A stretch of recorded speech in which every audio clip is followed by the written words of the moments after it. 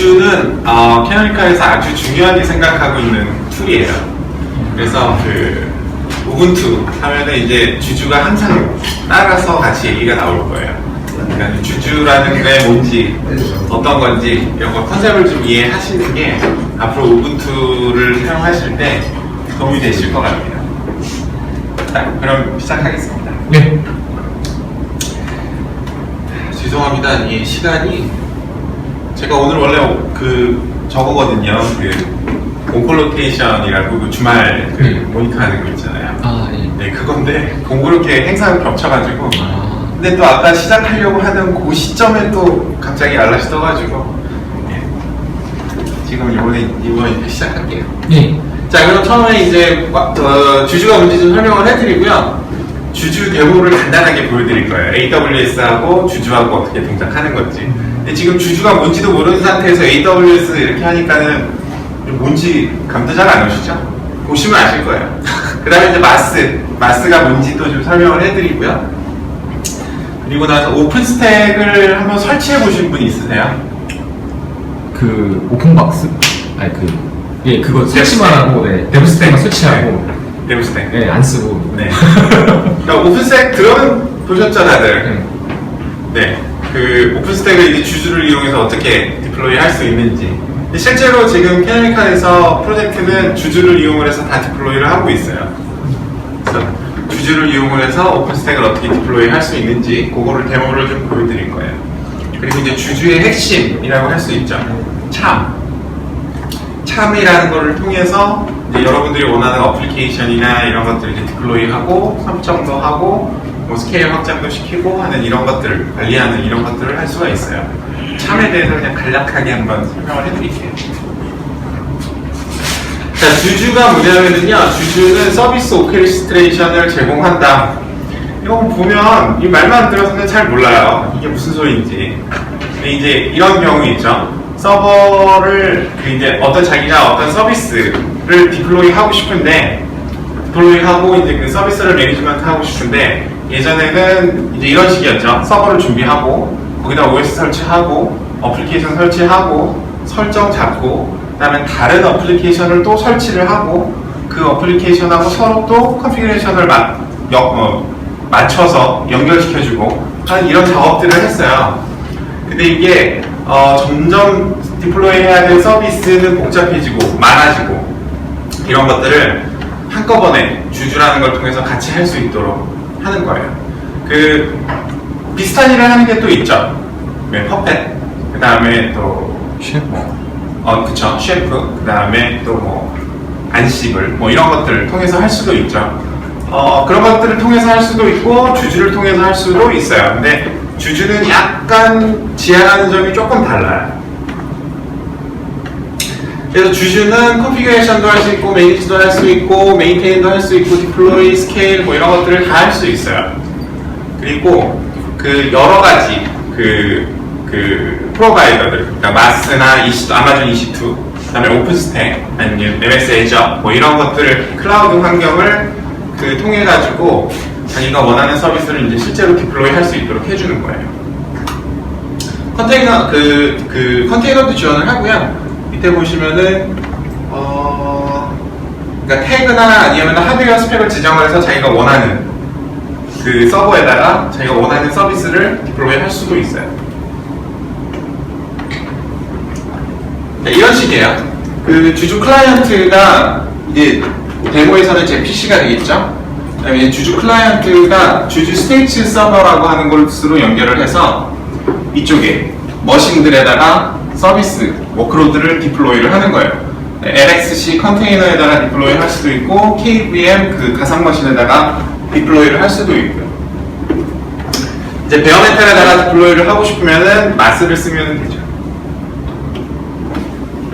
자, 주주 클라이언트가 이렇게 있고요. 요건 이제 제 PC예요. PC에다가 마스, EC2, 오픈스택 이런 것들을 설정을 해놔요. 자기가 원하는 인바이러먼트를 선택을 해서 예를 들어 이제 마스를 선택을 했다라고 하면은 마스 API를 콜을 해가지고 원하는 장비를 그 장비에다가 우분투나 이제 OS를 디플로이를 하고 그 위에다가 이제 자기가 원하는 어플리케이션들을 이제 설치를 하는 거죠.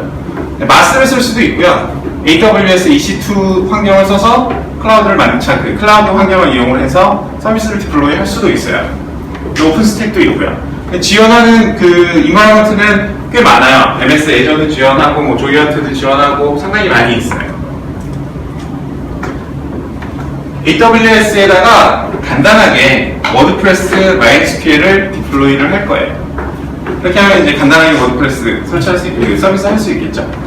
근데 만약에 이거를 매뉴얼로 한다라고 하면 AWS에 접속을 해서 그 콘솔을 통해서 VM을 2개를 생성을 하고 그 2개에다가 워드프레스에 필요한 MySQL 그 다음에 이제 아파치. 그렇죠, 아파치, 그다음에 PHP로 되어 있죠. 네. 예, PHP 이런 걸 자기가 설치하고 설정하고 그 다음에 서비스를 시작을 해야 되겠죠. 네. 근데 간단해요. 이 주주를 이용하면 아주 간단히 할 수 있어요.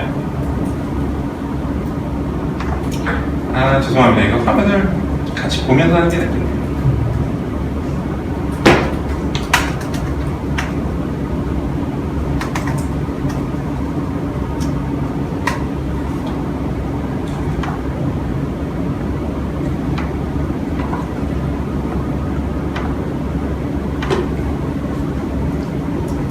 네, 잘 보이시죠? 네.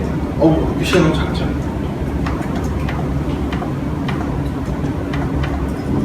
아, 지금 맥에 우분투를 설치하신 건가요? 네. 와우.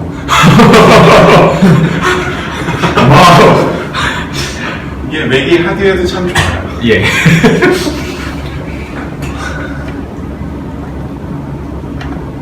네, 잘 보이시죠? 우선은 저희 집에 지금 준비되어 있는 제 홈서버로 먼저 접속을 할게요.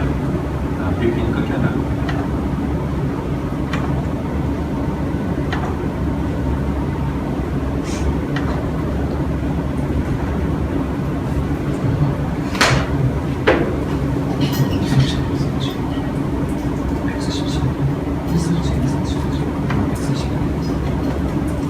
설정 화면을 먼저 보여드릴게요.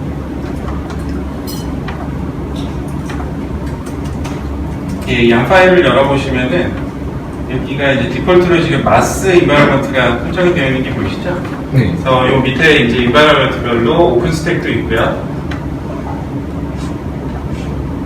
그리고 이제 HP 클라우드도 있고 매뉴얼로 할 수도 있고요. 그 다음에 이제 마스가 설정되어 있는 게 보이실 거예요. 조이언트도 있고요. 여기 이제 아마존 이렇게 되어 있죠. 그래서 아마존에 네 설정이 이렇게 쭉 있어요. 그다음에 애저도 있고요. 네, 여기도 애저.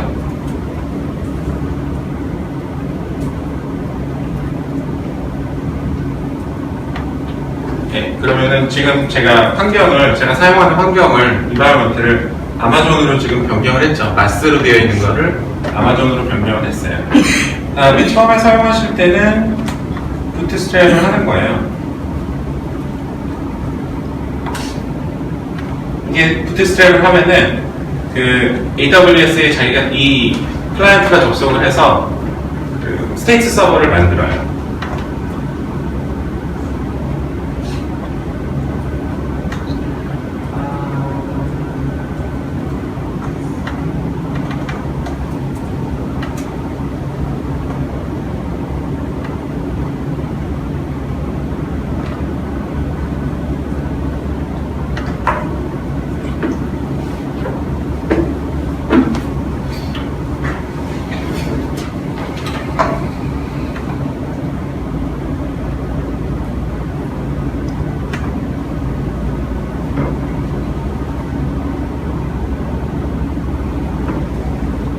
AWS 콘솔부터 보면은 지금 하나 VM이 생성이 되고 있는 게 보이시죠? 네. 여기 이제 스테이트 서버를 만들고 있는 거예요. 그 제가 접속하기 전에는 지금 아무것도 없었어요. 근데 지금 아까 부트스트랩을 하면서 그 주주가 이제 환경을 관리하는 그런 부트스트랩 그 스테이트 서버를 지금 생성을 하고 있는 거죠.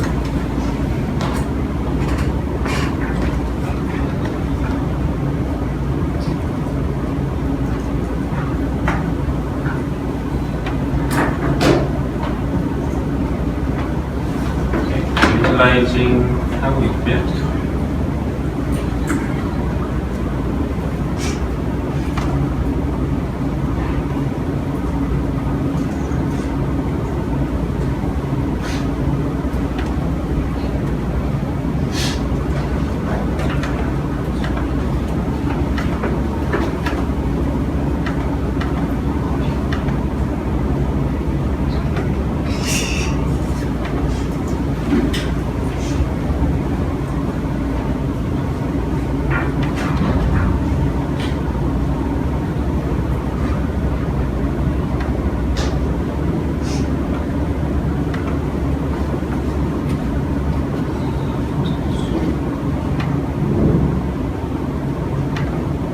네, 지금 보시면은 그 스테이지 서버에 이제 설정을 지금 하려고 이제 로그인을 하고 지금 apt-get 업데이트를 하고 있네요. 여기 맨 밑에 줄에 보시면은 이렇게 나오죠. 네. 예, 업그레이드를 하고 있고요.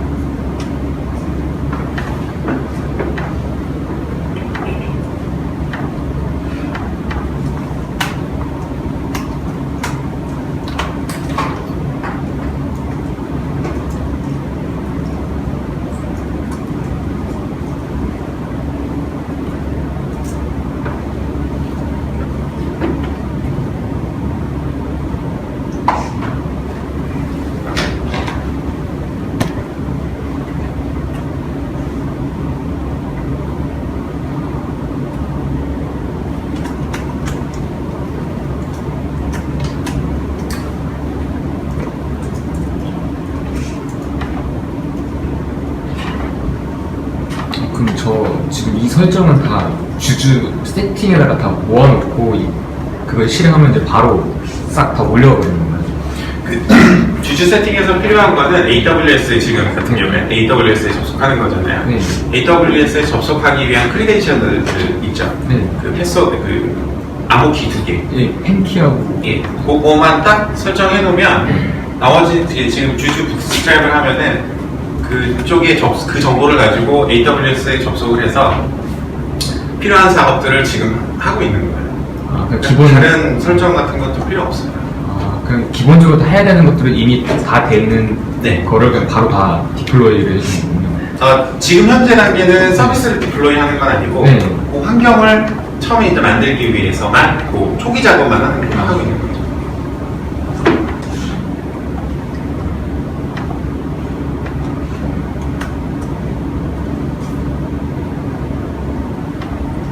네, 이렇게 되면은 아마 됐을 거예요.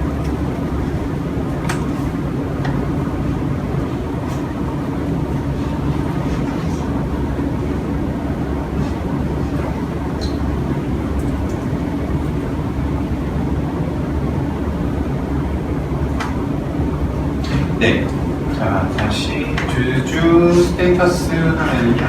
네. 지금 그 머신 제로가 생성된 게 보이시죠? 아, 네네. 여기다가 이제 주주 디플로이 워드프레스였죠? 네.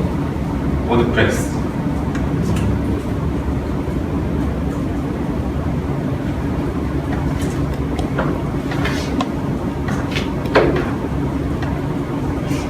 아까 프레션이 왜 셧다운 됐을까요? 아직 완전히 마무리가 안 됐나 보네요. 아.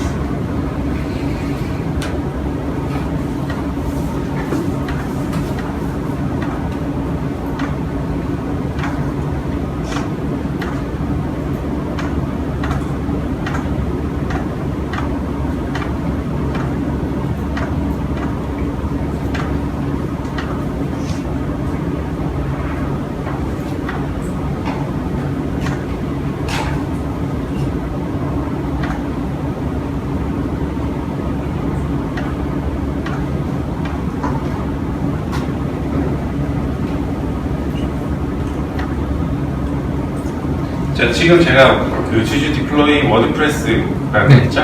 네. 예, 워드프레스 지금 했고요. 그 다음에 보기 편하게 GUI도 디플로이를 할게요.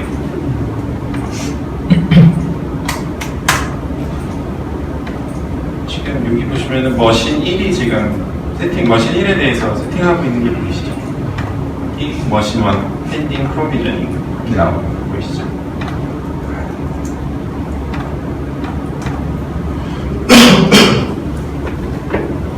그럼 디플로이 할 때마다 머신이 이렇게 하나씩 더 생기는 느낌이에요? 그렇죠.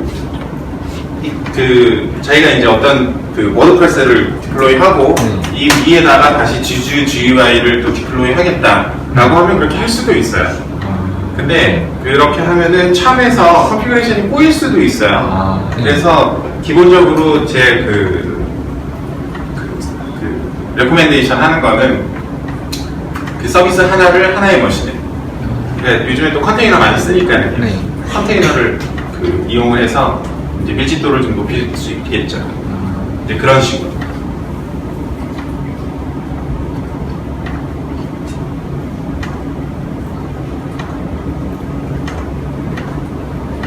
자, 주주 GUI도 했고, 그다음에 MySQL 해야 되겠죠.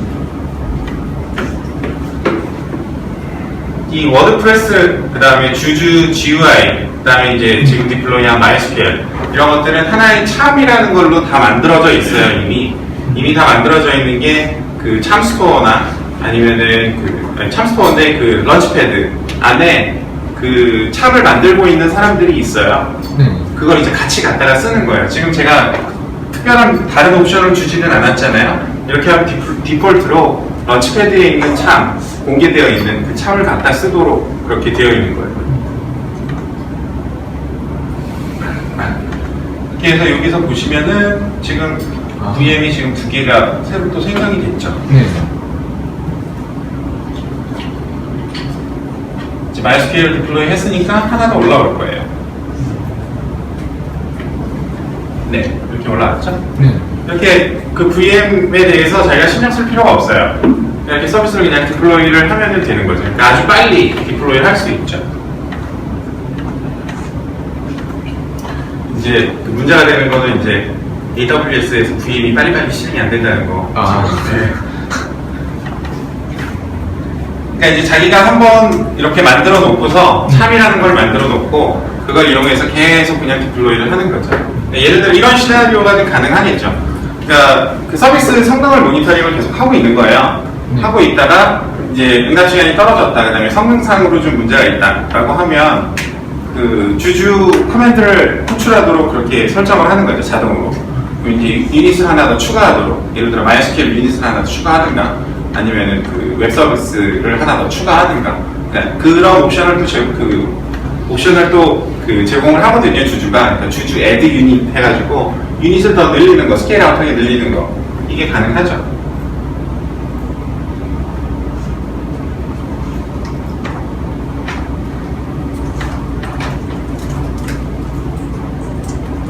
자, 보시면은 지금 주주 스테이터스 명령을 실행을 했어요. 그랬더니 머신이 하나, 1번이 지금 펜딩이고 2번도 펜딩이고요.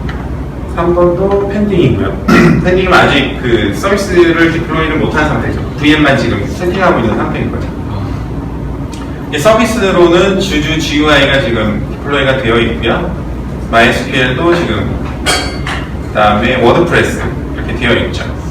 근데 지금 에이전트 스테이지가 지금 아직 얼로케이팅이라고 되어 있잖아요. 아직 그 서비스를 지금 준비하고 있는 중인 거죠. 조금만 더 기다려보죠.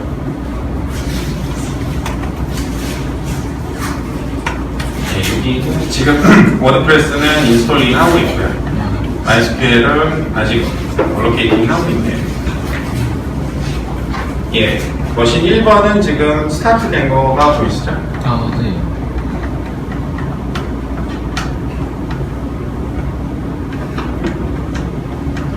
그러니까 지금 여기서 지금 우리가 그 주의 깊게 좀 봐야 될 게, 예전에는 서버라고 하는 거는 가능하면 단단하고 안정적으로 만드는 게 최선이었어요. 그렇게 만들기 위해서 노력을 했죠. 그래서 큰 장비, 그 다음에 거기다가 돈을 집중적으로 예산을 투자해서 그 장애가 나지 않고 안정적으로 돌아가도록 이렇게 만드는 게 목표였어요. 근데 VM이라고 하는 거, 즉 그 장비 효율성이라고 하는 걸 더 고민을 하게 되면서 그렇게 단단한 장비에다가, 물리적으로 단단하다는 게 아니고요, 서비스가 그렇게 단단한 장비에다가 예산을 집중적으로 투자하는 게 효과적이냐, 그렇지 않다는 거죠. 그런다고 장애가 안 나는 게 아니라는 거죠. 그래서 이제 요즘에 나오고 있는 게 차라리 야안고 승부를 하자라고 하는 거죠. 그래서 이제 VM 같은 경우에는 성능은 그 베어메탈보다 당연히 떨어져요. 그런데도 VM을 많이 쓰는 거는 효율성하고 그다음에 플렉시빌리티 때문에 그렇게 쓰고 있는 거죠. 주주에서도 마찬가지로 접근을 하고 있는 거예요. 이렇게 디플로이하고 문제가 생겼어요. 서비스를 하고 있다 문제가 생겼어요. 예전 같으면 들어가서 컴피레이션을 다시 뭐가 잘못됐는지 확인하고 그러죠. 그러지 말고요. 디스트로이 시키고요. 그냥 새로 다시 디플로이 하라는 거예요. 예전에는 그게 어려웠어요. 왜냐하면 만들어져 있는 거를 최대한 안 건드리는 게 목표였기 때문에 그걸 다시 디플로이 한다는 건 엄청난 일이었던 거죠. 근데 다시 디플로이 하는 게 워낙 쉬워졌기 때문에 트러블슈팅 하지 말고 원래 잘 되던 거 다시 디플로이 하면 된다는 거죠. 이렇게 하면 장애 시간을 더 줄일 수 있다는 거예요. 근데 우리나라에서는 이 SI 프로젝트 하시는 분들 특히나 이 말이 절대 안 먹히죠. 무슨 말인지 절대 그거 말도 안 되는 소리라고, 서버는 단단하고 거기 안정적으로 서비스가 돌아가야 되는 거라고. 근데 그런다고 장애가 안 나냐고요. 난다는 거죠. 어차피 날 장애니까 장애가 났을 때 빨리 대응하는 게 차라리 더 낫다는 거죠. 그런 접근을 하고 있는 거예요. 자, 이제 VM들을 AWS에서는 다 준비가 됐는데 여기서는 아직도 인스톨링을 하고 있네요. 주주 GUI 같은 경우에는 아직도 인스톨링을 하고 있고요. MySQL도 인스톨링을 하고 있고.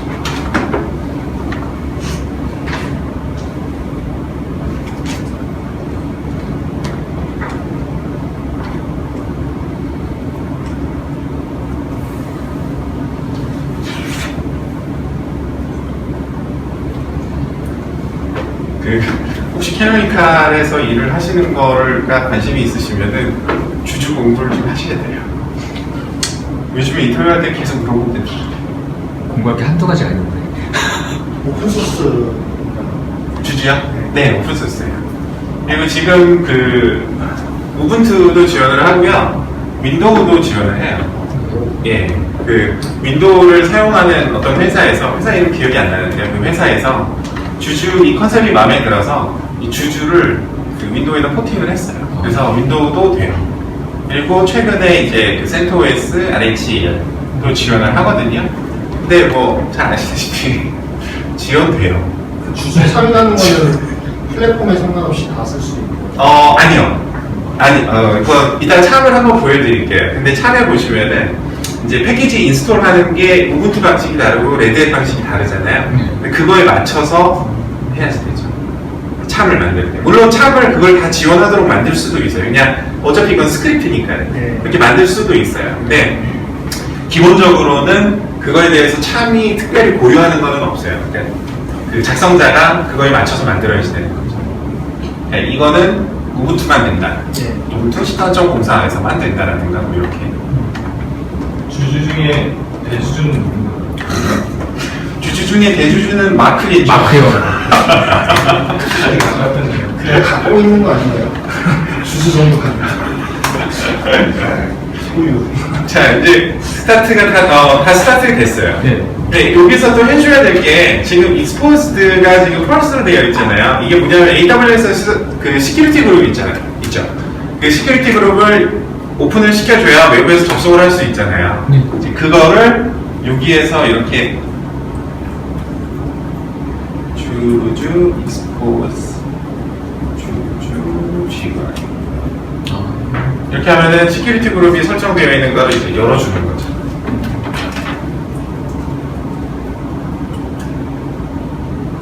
자, 여기 보시면은 여기 익스포즈드가 이제 true로 바뀌었죠? 이쪽으로 한번 접속해 볼게요.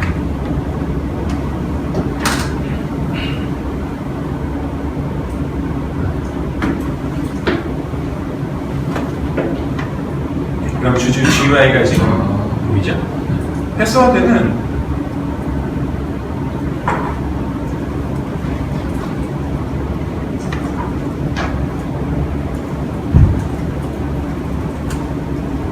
이렇게 생성을 해요. 그때그때 필요할 때마다 새로운 디플로이 할 때마다 이렇게 생성을 해요. 이렇게 보시면은 디플로이가 된 게 한눈에 보이시죠? 네. 자, 여기서 중요한 거 하나. 우리가 필요한 거는 워드프레스 서비스예요. 네. 그죠?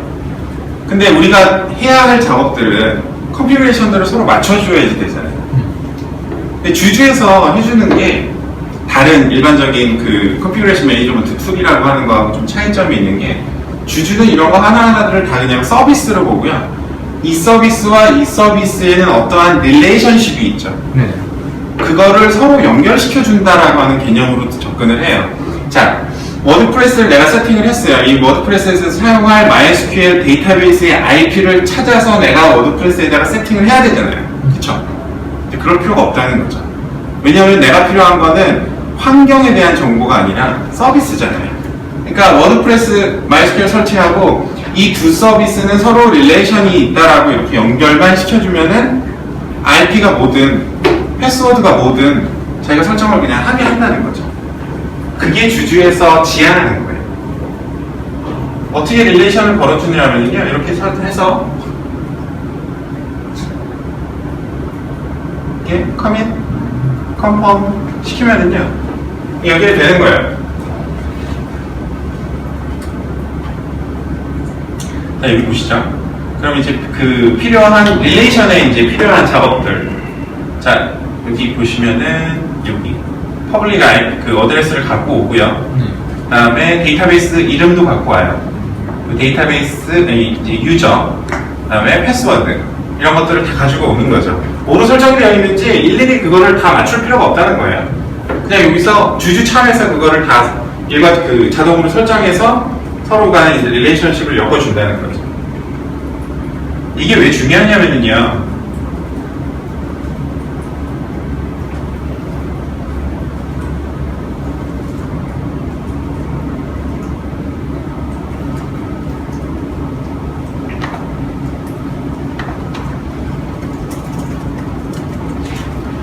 자, 오픈스택 같은 거를 디플로이 하게 되면은요, 지금 이렇게 선이 연결되어 있는 것들이 다 컴포넌트 간에 어떻게 연결이 되어 있는지, 어떤 관계가 있는지, 이거를 지금 주주를 이용해서 다 엮어준 거예요.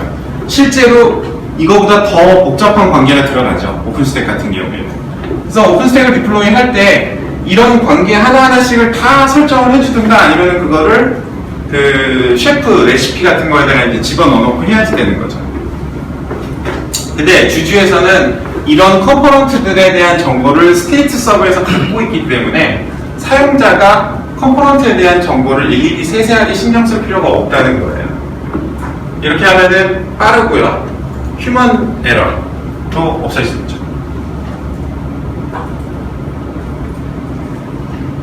자, 이렇게 해서 릴레이션을 걸어주고 나서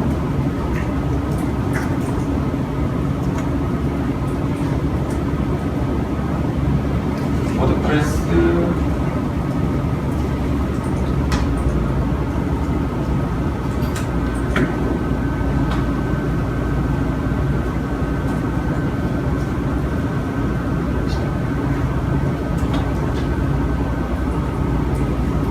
자, 그러면 워드프레스 화면이 이제 떴죠. 네.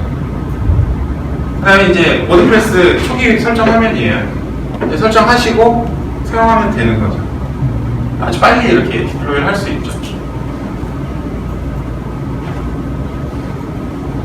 이런 걸 해주는 게 주주예요. 이렇게. 예, 말로 설명하는 것보다 이렇게 경험을 간단하게 보시니까 이해가 좀 쉬우시죠? 여기서만 질문이 있는데요. 네. 저기서 워드프레스를 하나 더 추가를 해요. 네. 그러면 기존의 워드프레스가 쓰는 DB 이름들은 저기서 땡겨왔잖아요. 네. 그럼 그 DB 테이블 이름들이나 이런 게 똑같이 되나요? 아니면 자동으로 이름이 바뀌나요? 첫 번째로 우선은 참에서 어떻게 만드느냐에 따라 달라요. 그리고 그 일반적으로는요, 이렇게 돼. 여기 이제 워드프레스를 하나 더 추가를 하면 기존의 데이터베이스하고의 릴레이션에 관련되어 있는 정보는 동일하게 가져가는 게 맞는 거잖아요. 일반적으로 우리가 서비스를 사용을 할 때요. 그럴 때 그냥 그대로 다시 갖고 와요. 그럼 똑같은 사이트가 두 개가 만들어지는데 그럴 때 IP는 어떻게 돼요? IP는 그 VM한테 할당되어 있는 IP를 가져가요. 그 IP를 쓰는 거죠. 자, 이렇게 워드프레스를 두 대를 하고요. 앞에다가 HA 프록시를 만들고요. HA 프록시에서 뒤에 있는 워드프레스를 로드 밸런싱하게 이런 식으로 구성을 한다라고 하면 HA 프록시를 여기다 디플로이를 하고 워드프레스 유닛을 하나 더 추가하고 HA 프록시하고 워드프레스를 릴레이션을 엮여주면 자기가 원하는 서비스가 이제 구성이 되는 거죠. 기존처럼 IP가 어떻게 세팅이 되고 뭐 이런 것들에 대해서 굳이 신경 안 써도 되는 거죠. 그래서 워드프레스에 관련돼서 설정을 내가 뭔가 좀 변경하고 싶으면은요, 이쪽에 보시면은 여기 이제 디버그 모드, 그 다음에 엔진으로는 엔진X를 쓰겠다, 튜닝, 뭐 싱글, 뭐 이런 파라미터들을 여기서 자기가 설정을 할 수 있도록 되어 있어요. 이것도 차를 어떻게 만드느냐에 따라서 달라지는 거죠. 네, MySQL 같은 경우에도 여기 보시면은 클러스터 그 빈로그 포맷을 어떻게 할 거고 블록 사이즈 어떻게 할 거고 이거 이제 셉을 사용한다고 하면은 셉을 이제 어떻게 리플리케이션 할 건지 뭐 이런 것들에 대해서 설정을 할 수 있도록 해주는 파라미터를 제공을 하고 있는 거예요.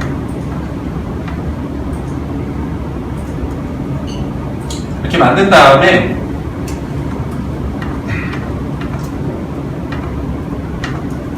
다 끝났어요. 그럼 이제 디스트로이 인바이러먼트를 하면은 지금 만들어져 있는 걸 그냥 다 주시는 거예요. 한 번 더 물어보자.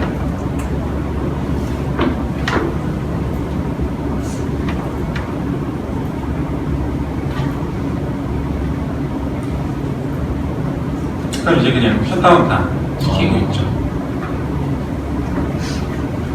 네, 이런 식으로 이제 사용을 하시는 거예요.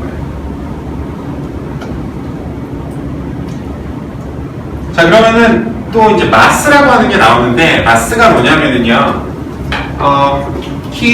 키워드는 요거예요. 피지컬 머신. 그 VM들은 아마존에 있는 그 EC2 VM들은 지금처럼 이제 주주가 이렇게 그 아마존에 API를 호출을 해가지고 사용할 수 VM 생성하고 할 수 있잖아요. 근데 피지컬 머신들, 베어메탈들은 좀 다르죠, 이거는. 그런 식으로 API를 호출을 해가지고 사용할 수가 없잖아요. 그래서 마스라고 하는 게 그런 피지컬 머신들을 관리할 수 있도록, 피지컬 머신을 스타트업 시키고 셧다운 시키고 거기다가 이제 또 그 OS나 이런 것들을 디플로이하고 하는 서비스를 만들 수 있도록 해주는 게 이제 마스예요.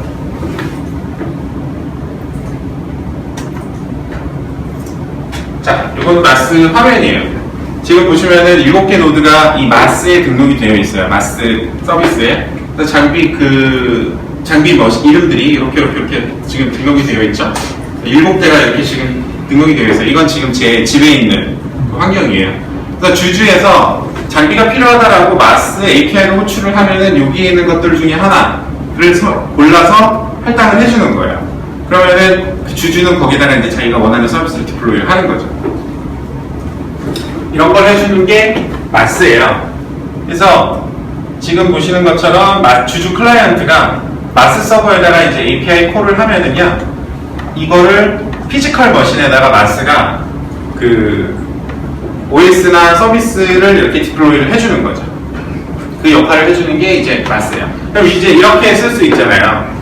마스에다가 장비를 등록을 해놓고 그 장비에다가 내가 오픈스택을 디플로이를 하는 거죠. VM으로 오픈스택을 디플로이 하는 거는 좀 그렇잖아요. 그 특히나 이제 노바 컴퓨트 같은 것들은 그걸 VM에다가 디플로이 할 수는 없잖아요. 지금 뭐 오픈스택 자체에 대해서 잘 모르시는데 이게 무슨 말인가 하시겠죠. 그러니까 오픈스택은 가상의 그 리소스들을 그 매니지먼트 해주는 툴이잖아요. 그거를 가상 환경에다 디플로이 하는 거는 좀 곤란하죠. 그거는 오픈스택은 피지컬 머신에다가 디플로이를 하고 그 위에서 이제 그 서비스들이 가상화돼서 돌아가는 거죠. 그러니까 이런 식으로 하는 거예요. 마스에다가 자기가 오픈스택을 디플로이할 장비들을 등록을 해놓고 주주 클라이언트로 마스 API를 이용을 해서 이런 오픈스택 환경을 디플로이를 하는 거죠.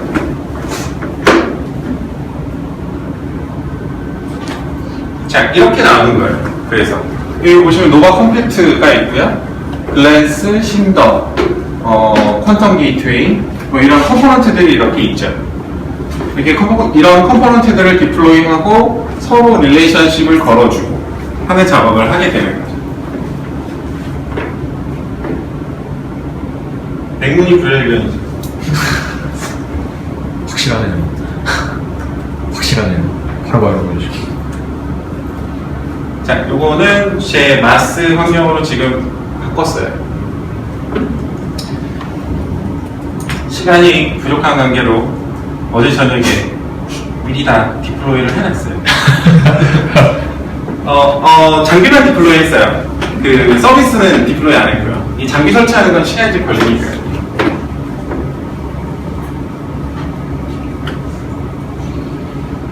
그리고 제가 잘 외우지를 못해서 적어봤어요.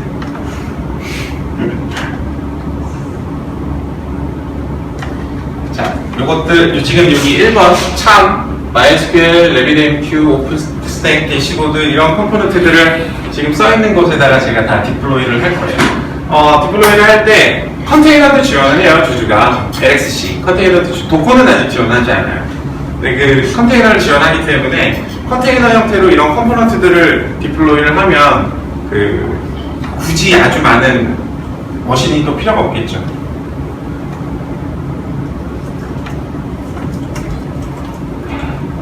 주주 디플로이 MySQL은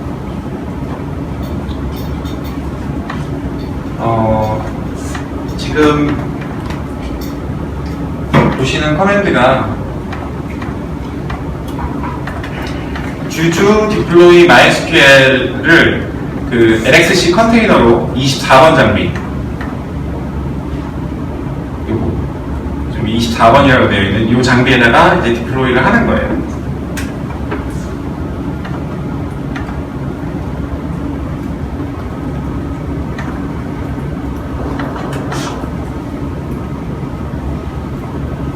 그러면은 이제 MySQL은 그 참 스토어에 있는 MySQL 그 참을 다운로드 받아서 MySQL을 이제 디플로이 하는 거죠. 그 다음에 RabbitMQ도 디플로이를 할게요.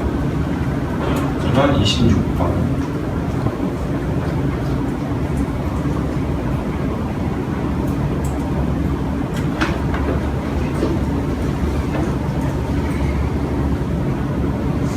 그 다음에 오픈스택 대시보드. 이거는 30번에다가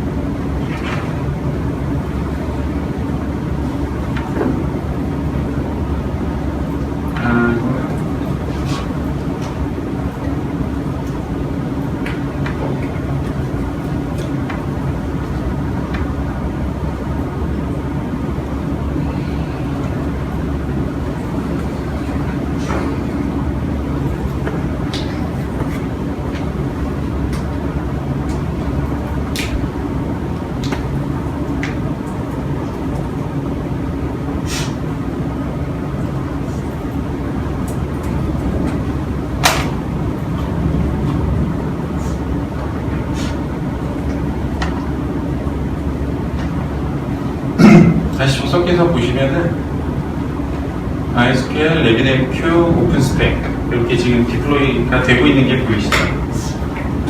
이 왼쪽에 보이는 이 화면은 이 참들이 지금 그 어떤 참들이 있는지를 보여줘요. 여기에서 찾아보시면 되죠. 인치 프록시 참 스토어라고 이제 런치패드에 있는 거기에 그 등록되어 있는 참들을 여기서 찾아서 보여주는 거예요. 여기 뭐 HA 프록시 뭐 이런 참들이 여기 있죠. 필요하면 이제 이거 디플로이 하시면 되는 거예요. 하둡 같은 경우에 네, 하둡도 있어요. 특히나 하드 같은 경우는 이게 장비를 여러 개를 설치를 한꺼번에 설치해야 되기 때문에 설치하시는 분들이 시간도 그렇고 되게 힘들어 하시더라고요. 이런 식으로 이제 사전에 디파인을 해놓고 이걸 이제 디플로이를 하면 좀 빨리 할 수 있죠.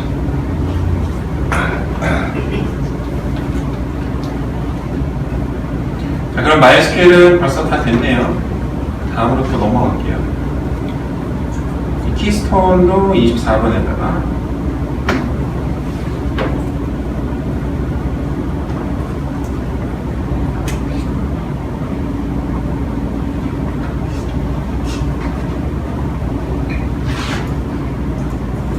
그럼 또 키스톤이 뿅 생겼어요.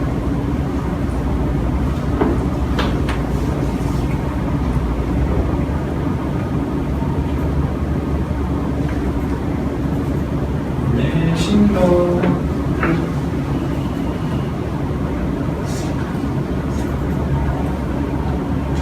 이게 한꺼번에 그냥 계속 디플로이 해도 되기는 해요.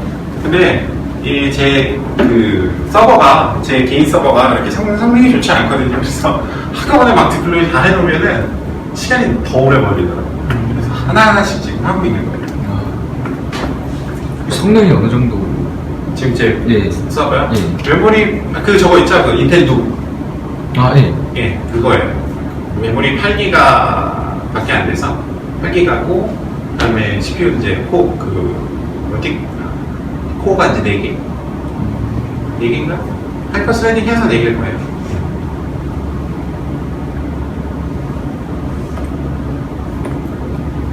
저 같은 경우는 이제 주로 이슈들 생기는 것들을 해결해드리는 게 이제 제가 주로 하는 일이다 보니까 그 새로 이렇게 프레시한 인스톨 환경을 계속 제가 디플로이를 해야 되거든요.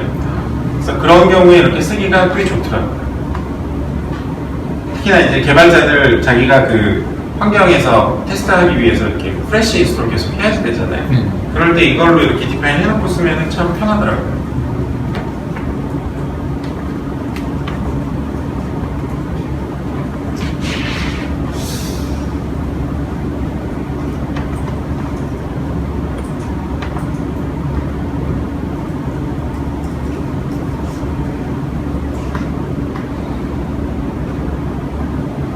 보시면은 유닛 레비램큐 서버 해가지고 작업하고 있는 것들 어떤 작업하고 있는지가 쭉 나오죠. 그리고 이제 대시보드 참에서 지금 레비램큐 서버에서는 그 패키지들 다운로드 받아서 지금 세팅하고 있는 그런 상태네요.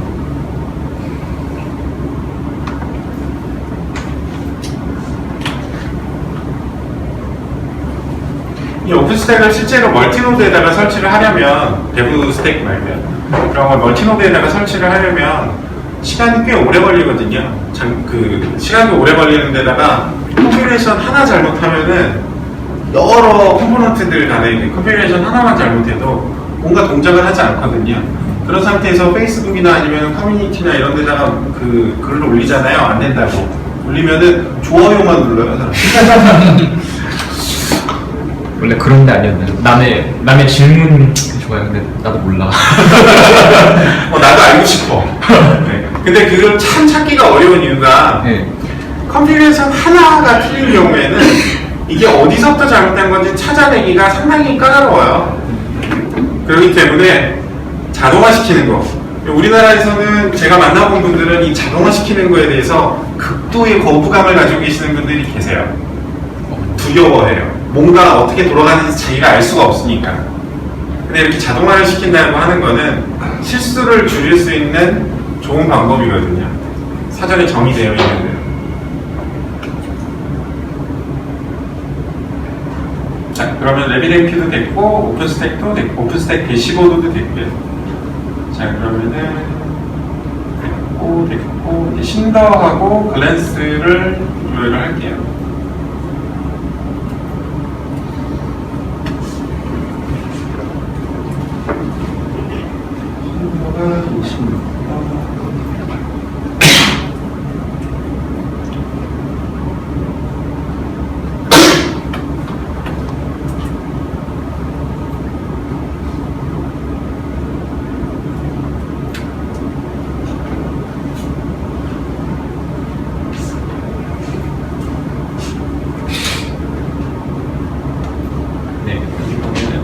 선명하고 밸런스 요리가 되죠.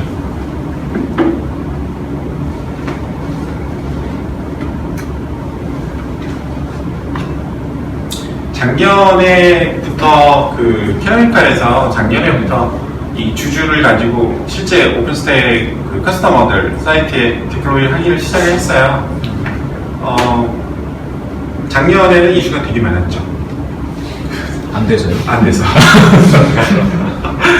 이슈가 되게 많았어요. 그리고 그래서 되게 바빴어요. 근데 올해는 이슈가 많이 줄었어요. 그 1년 사이에 그 이슈들이 여러 가지들 많이 이제 해결이 돼서 지금 이제 참으로 오픈스택 디플로이 하시는 거는 꽤 쓸만해요. 근데 이제 저는 지금 보여드린 아까 그 화면 요거는 가장 기본적인 디플로이만 한 거고요. 네. 이제 이중화도 작업을 해야지 되겠죠. HA 구성하는 것도 작업을 해야지 되겠죠. 근데 그거는 지금 빠져있는 상태예요.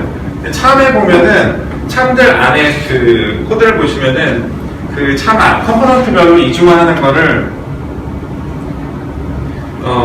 이중화하는 그런 코드들이 다 들어가 있어요. 그러니까 이중화하는 것도 같이 마찬가지로 또 지원이 되니까 참여해서 지원이 되니까 그런 내용을 책으로 언제 정리해서 주실 거예요? 책으로요. 네. 책이 아니라 그 요즘 매뉴얼 번역을 하고 있어요. 그 영문으로 지금 이걸 어떻게 하는 건지에 대해서 그 영문으로 그 캐노니컬에서 작성한 게 있어요. 그래서 지금 그걸 번역을 하고 있거든요. 책을 쓰셔도 좋고.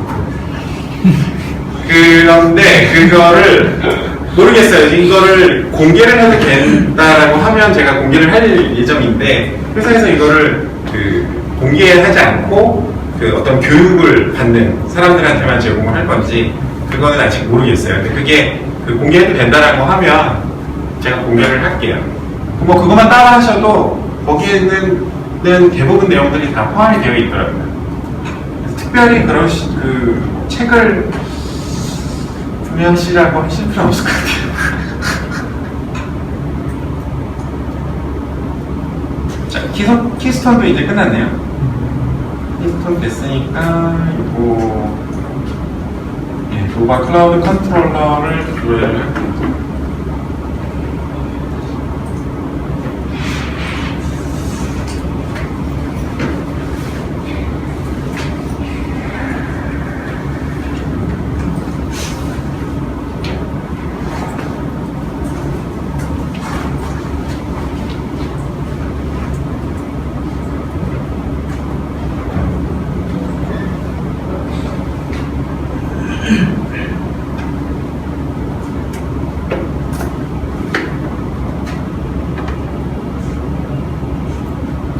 저걸 안 해보다.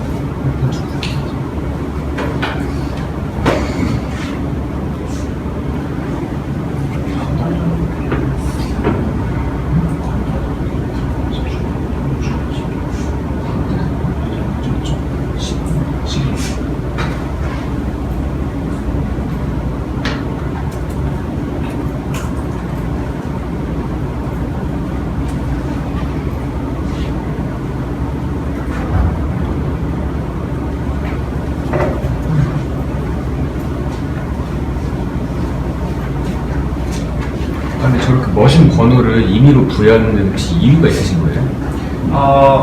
원래는 부여를 안 하면은 네. 자기가 마스에서 장비를 그냥 할당을 받아가지고 거기다 디플로이를 해요. 네. 근데 이제 to 해서 지정을 하면 그 머신에다가 디플로이를 하거든요. 근데 지금 제가 장비가 많지 않아서 예를 들어서 요거 뉴트론 게이트웨이 같은 경우에는 인터페이스가 2개 설정되어 있는 그 장비에 설치되어야 되거든요. 근데 그냥 그 마스가 무작위로 선택해가지고 주기 때문에 지정을 안 하면 예. 그래서 제가 지금 하나하나씩 지정하고 있는 거예요. 근데 그 태그를 이용을 해서 그걸 지정하거나 이렇게 할 수도 있어요. 그냥 제가 장비가 많지 않아서 그렇게 다 지정을 하고 있는 거예요. 근데 원래는 지정 안 하셔도 돼요. 그러니까 지정을 안 하면 먼저 그 장비를 살펴보고 그 마스에 등록되어 있는 장비들, 그다음에 거기에 장비가 등록은 되어 있는데 디플로이가 안 된 장비 있잖아요. 그걸 픽업을 해요. 그다음에 거기다 OS를 설치를 하고 세팅을 하죠. 기본적인 세팅을 하죠. 그 다음에 마스가 그거를 주주로 넘겨주면 주주가 거기다가 이제 서비스 디플로이 하거든요. 시간도 또 오래 걸리죠. 오늘 같은 경우 데모를 보여드릴게요. 그럼 마스 하나당 물리적 장비 하나인데 어디 될지 모른다는 거죠. 그러니까 투 해서 머신을 번호를 부여 안 해주면, 그러니까 아까 보여준 게 8번까지 있었나요? 장비가 그 7개가 7대가 등록되어 있었죠. 거기 중에 이제 어디 될지 모르니까 그 머신 번호를 부여하면은 그 각 번이당 그게 있나요? 그러니까 마스 1번은 머신 번호 몇 번부터 몇 번까지 이런 식으로 되어 있는 건가요? 번호는 그냥 그 UUID처럼 그냥 인식 번호고요. 그 마스를 여러 개 둘 수도 있죠. 마스 서버를 여러 개 두고 그쪽 네트워크에 있는 장비들을 관리하도록 하는, 그렇게 할 수 있어요. 그거는 조금 마스에 대해서 조금 더 설명을 해드려야지 이해가 되실 것 같아요. 그런 건 멤버인 건데. 네. 근데 우선은 오늘은 마스가 물리적 장비를 등록을 해놓고 거기다가 그 API를 호출을 해서 물리 장비를 이제 할당받아서 사용한다. 그거까지만 이제 우선은 이해하시면 될 것 같아요. 계속 설치하고 있습니다.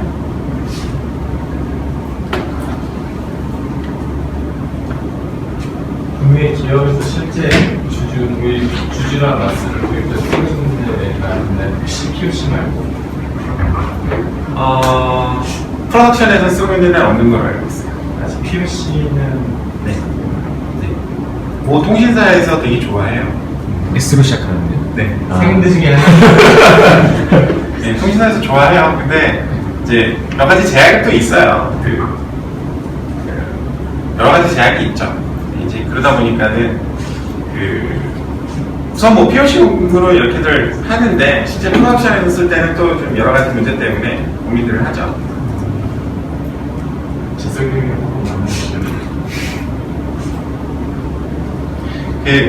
예를 들어서요. 여기 신더, 지금 제가 신더 설정을 했죠. 근데 신더 안에는 컨피그레이션 파라미터가 되게 많아요. 근데 그 컨피그레이션 파라미터를 여기에서 다 지정할 수는 없어요. 지정하기 위해서는 참에다가 그걸 하나하나씩 다 추가를 해야 되거든요. 그런 추가 작업들이 또 좀 필요하죠.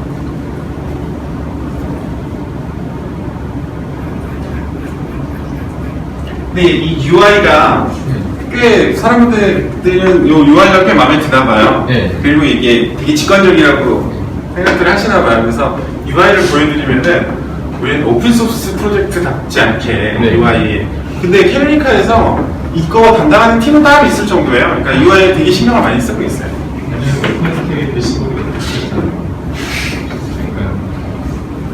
저희 우분투 쪽에서도 우분투 디자인 팀은 사라진 것 같다고. 저거 로고 만들고 디자인 팀 해체된 것 같다고 맨날. 유니티에서 끝났다. 그래도 그 런던 그 사무실에 본사에 가면은요, 한 섹션이 다 디자인 팀이에요. 그쪽에 이제 서체도 있고, 이제 UI 쪽 그 GUI 관련돼서 디자인하는 사람들도 있고, 그러니까 이건 2배 정도 되죠? 그 공간 안에 디자인 팀이 다 있어요. 그래서 그때 보고서는 디자인에 꽤 신경을 많이 쓰고는 있구나, 쓰고는 있구나. 드러나지 않는 분이지. 그렇죠. 맞다. 이번에 2015에서 이번에 그 디자인이 바뀐다고 하는데 그렇죠. 못 들었어요. 그거가 그냥 바뀐다는 게 아니고 디자인 모험으로 어려운 거. 그거 그냥 일반 개발자가 그냥 윈도우 8 이런 그냥 거 유닉스랑 쓰니까 짬뽕해가지고 나 알잖아. 안 된다는 거. 안 해주는 거. 그렇게 나오면 왜 이길 거예요?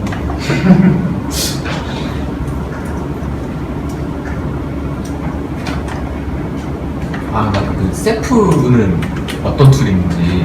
셰프요? 예, 셰프. 세프. 셉. 예. 셉은 그 스토리지 말씀하신 건가요? 그쪽이에요. 예. 아까. 아까 셰프. 아까 그 셰프. 네. 이게 발음이 좀 그래요. 그래서 셰프도 있고 셉도 있고. 어쩐지 미국이 내가 못하겠다고. 그러니까는 아마 여기 보시면은 예. 요거 셉. 그래. 요거는 이제 스토리지. 네. 소프트웨어 그 스토리지고 네. 이제 셰프.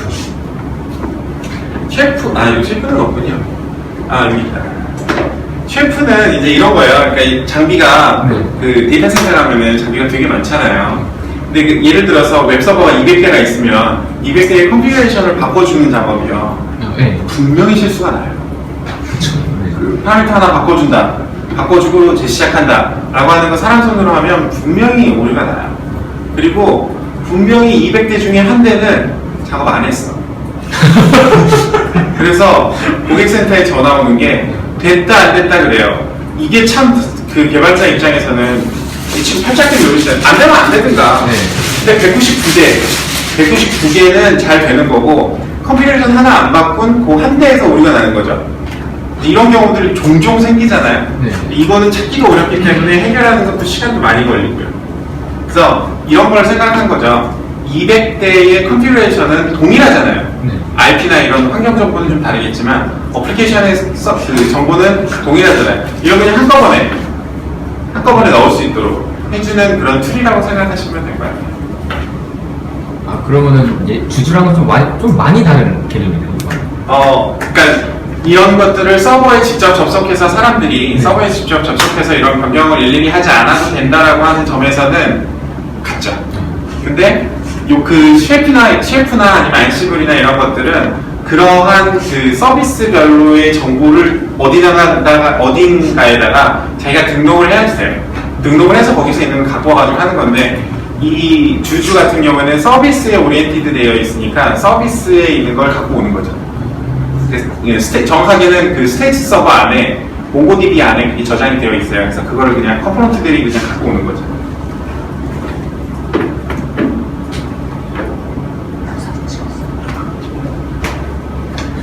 네, 떠드는 사이에 디플로이는 다 됐어요.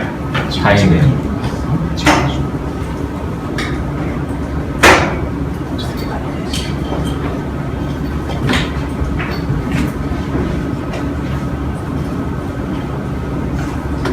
자, 이렇게 한 다음에 요거를 이제 릴레이션십을 걸어주는 거예요.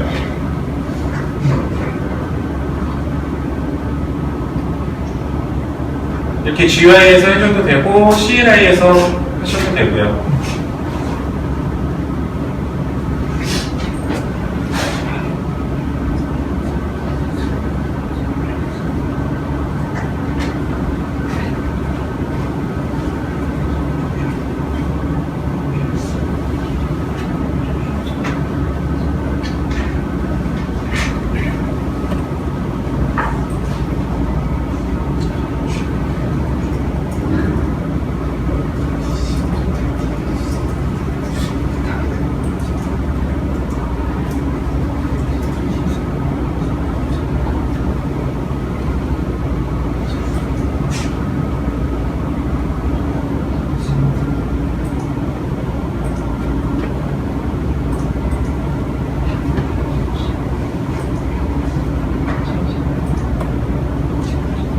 릴레이션을 걸어줘야 되는 게 많기 때문에 한꺼번에 다 걸지 않고요. 나눠서 걸어요.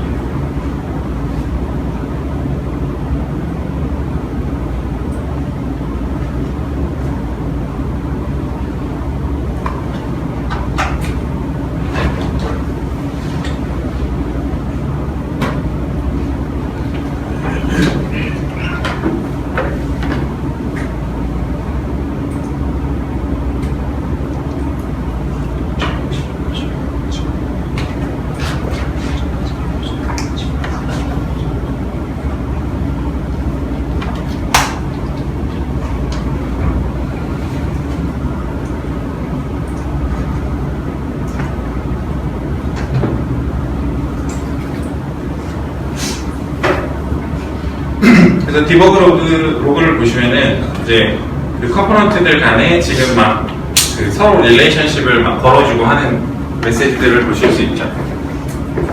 여기 보면 이제 러닝 훅 해서 컴피그 겟 컴피그를 가지고 오는 이런 그 후킹이 실행이 되거든요. 그거가 이제 실행이 되고 이제 관련 정보들을 이렇게 쭉 가지고 오죠.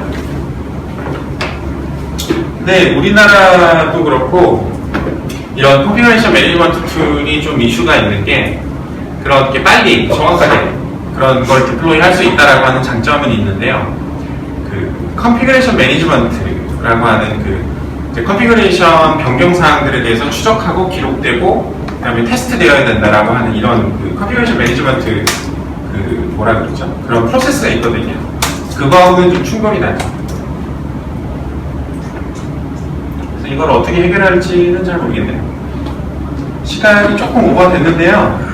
오늘 바쁘세요? 아니요. 한번 더 할게요. 네. 뭐 술이 필요하시죠? 이게 데모를 하면은 네. 항상 그 오류가 나기 때문에 예. 라이브 데모 하시는 경지가 이제 고수라는 게 입장이기 때문에.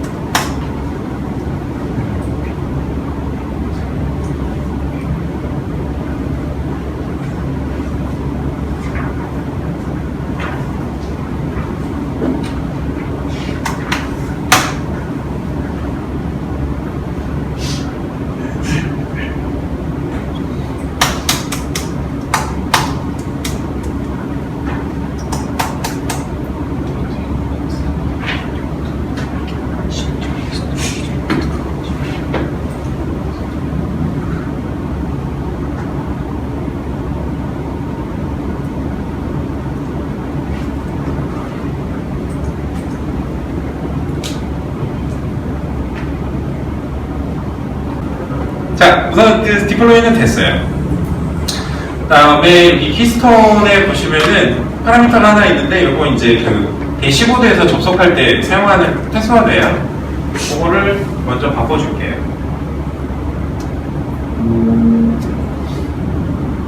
이렇게 바꾸고 나서 이제 대시보드로 한번 들어가 볼게요.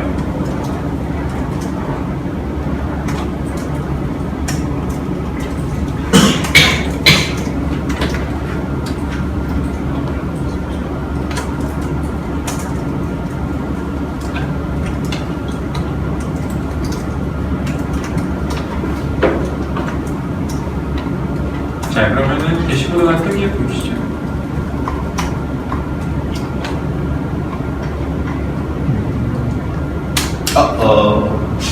어딘가 이상이 있습니다. 어딜까요? 안 알려줘. 제 생각에는 어디 컴포넌트가 뭔가 하나 연결이 안 됐거나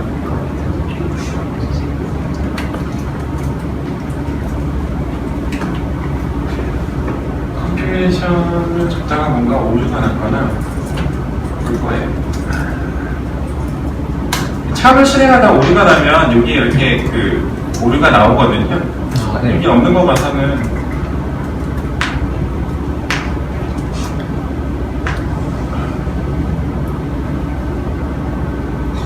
현정이나 데려가야 되나?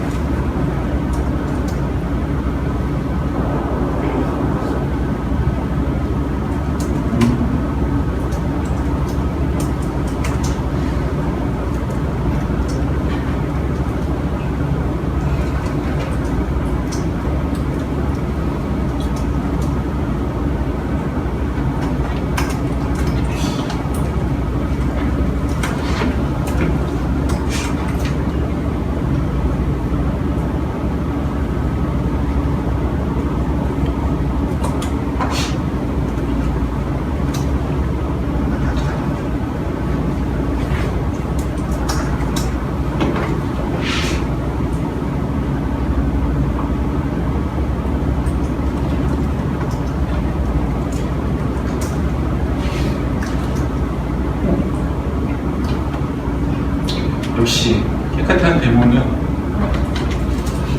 참 키스톤을 들어가는 거.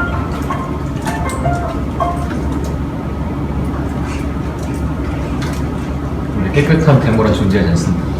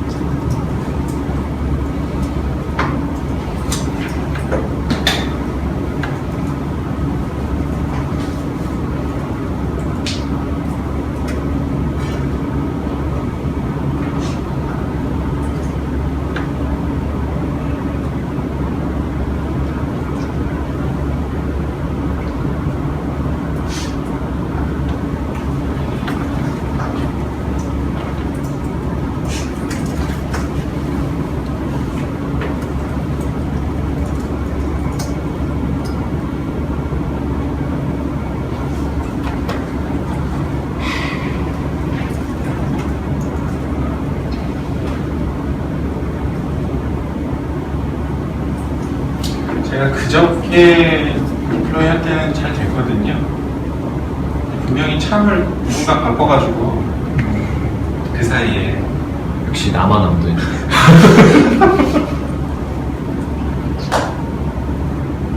그 사이에 참을 누군가 또 바꿔놓고서는 뭔가 또 옵션을 맞춰서 바꾸게 그렇게 만드는 거지 않을까 싶은데요.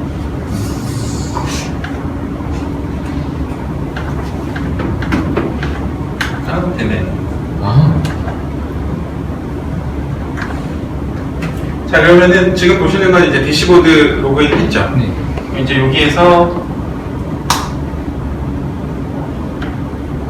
그 하이퍼바이저 보시면은 이 우분투 7 하나가 지금 등록이 되어 있죠? 네. 이거를 쭉 이제 사용하다가 컴퓨터 노드가 더 필요한 경우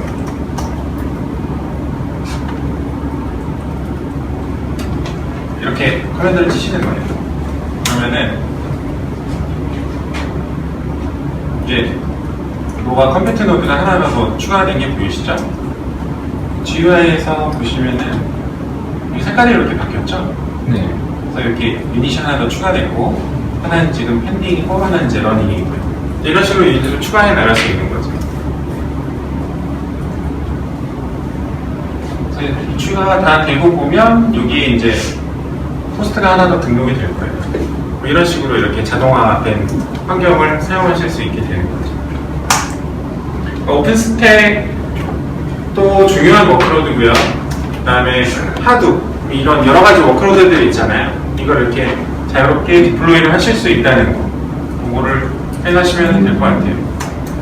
그 이제 대시보드 로그인이 됐으니까 이제 여기에서 이제 사용자 계정 설정하고 네트워크 생성하고 그다음에 이제 VM 생성하고 하는 거 이제 요 UI를 통해서 하시면 되겠죠. 간략하게 네. 시간이 좀 오버되긴 했는데요. 간략하게 네. 참에 대해서 조금만 설명이 간단하게만 좀 보여드릴게요. 예. 참을 디플로이를 하시면 그 머신에 여기 그 바에 립에 주주라고 하는 디렉토리 밑에 가시면은 이렇게 파일들이 생성이 돼요. 디렉토리하고 네. 여기에 에이전트 키스톤 유닛의 키스톤 이쪽으로 가시면은 참이라고 하는 디렉토리가 또 있죠.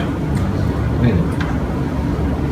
여기에 이제 후기 그러니까 주주가 참을 다운로드 받아서 머신의 이 디렉토리에다가 그 참을 푸는 거예요. 풀고 여기 있는 스크립트들을 이제 실행을 하는 거예요.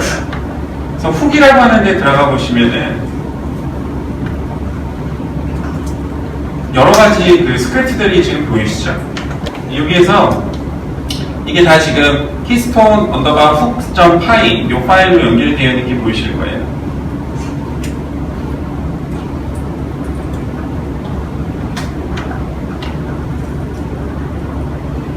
자, 인스톨이 실행이 될 때, 그러니까 참을 인스톨을 할 때 실행되는 후킹이 후킹이거든요.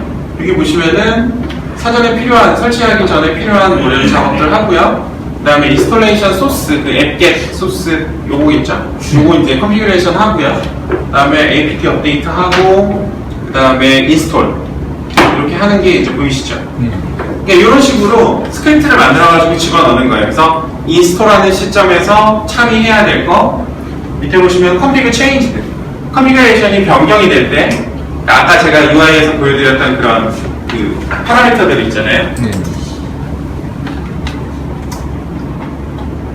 이쪽에 있는 파라미터들이 변경이 될 때 그 컨피그레이션 파일을 수정해 줘야 되잖아요. 그거 될 때 실행되는 킹이 지금 보시는 config changed king. 그다음에 밑에 보시면은 또 여러 가지 릴레이션이 변경이 될 때 어떤 작업을 해야 되는지. 여기 보시면 DB 조인, DB하고 연결될 때 어떤 작업들을 해야지 되는지 이런 식으로 스크립트를 다 만들어 놓는 거예요. 그래서 이게 실행이 되는 거죠. 그 이벤트가 발생한 그 시점에. 그래서 이런 식으로 파이썬으로 짜도 되고, 배시로 짜도 되고, 뭐 루비로 짜도 되고요. 자기가 편한 대로 스크립트를 짜가지고 그 후킹 맞춰가지고 넣어만 놓으시면은 주주가 이제 그걸 알아서 실행을 다 해요. 실제 참 코드 짜는 거는 그렇게 어렵지 않아요. 뭐 이벤트 어떤 때 이벤트가 발생하는지 그 이벤트별로 후킹만 만들어 주시면은 특별히 어렵지는 않으실 거예요.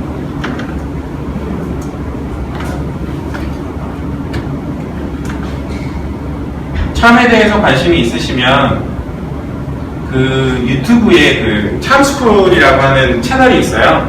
거기 가시면은 그 저희 엔지니어들이 그 동영상 만들어 놓은 거 많이 있거든요. 그거 보시면은 참 이제 후킹이 어떤 식으로 되는 거고 뭐 이런 것들에 대해서 설명을 좀 해놨어요. 그리고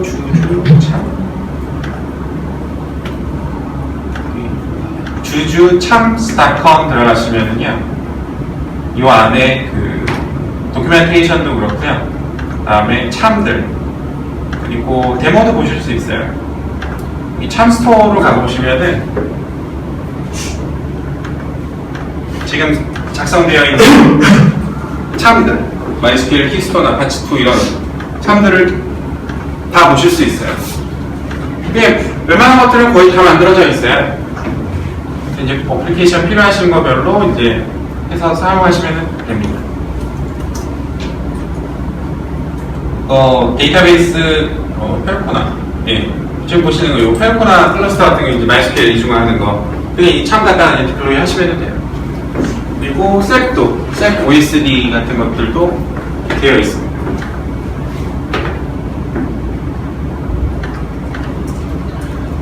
네, 약간 좀 오버가 되긴 했는데요. 또 그 질문 하시거나 궁금하신 거나 있으시면 말씀해 주십시오.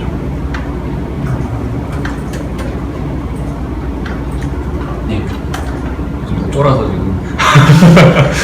로버 컴퓨터가 계속 설치를 하고 있네요. 아직도 설치를 하고 있네요. 시간이 좀 걸리네요. 네, 이런 식으로 유닛을 이렇게 여러 개를 더 추가하거나 하실 수 있어요. 아까 근데 아마존 같은 경우에요. 네. 그러니까 제 계정 안에서 이제 하나하나씩 다 이제 만들고 이러잖아요. 아니 다른 계정이나 뭐 다른 데 있는 거를 갖다 끌어서 쓸 수 있는 방법도 있나요? 혹시? 다른 데면은 뭐 예를 들어 애저?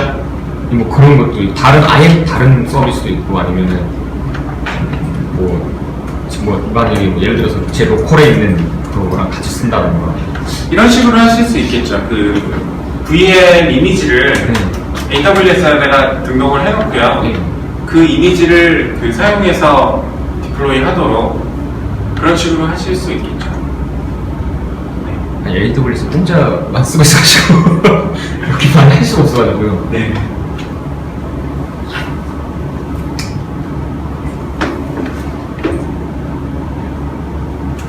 네, 그러면은 마치도록 할게요. 아, 오늘 감사합니다.